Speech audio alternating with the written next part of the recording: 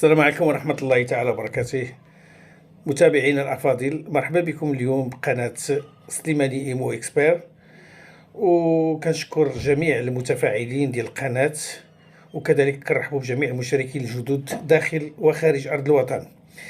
اليوم جبنا لكم أرض فلاحية محفظة بمثابة واحد العرض اللي كيتمناه أي باحث على أرض فلاحية كتوفر فيها جميع الشروط الأساسية، يعني بلا مشاكل، بلا طلع، بلا هبط، بلا جري من هنا ولا من هنا. اولا هاد الارض ما كتبعدش على مدينه بن سليمان، اكثر من 13 كيلومتر، فيها 600 متر بيست مزيانه بحال القدرون كيف ما شفنا وكيف ما غتشوفوا على الشاشه.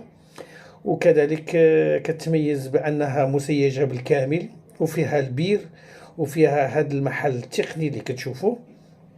وكذلك الارض اهم خاصيه كتميز بها هو انها مضمونه رخصه البناء ديال 92 متر. 92 متر بناء في 92 متر في الارض، وممكن دير ليطاج الطابق الاول.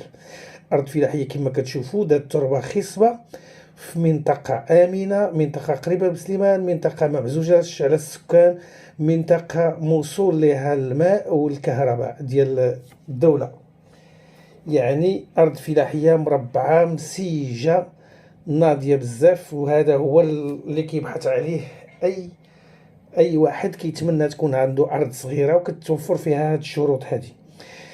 إذا الإخوان والأخوات، رجاء وفضلا وليس أمرا، دعمونا كما كنبحثوا لكم على جميع المزايا ديالكم وجميع العروض اللي كتمناو.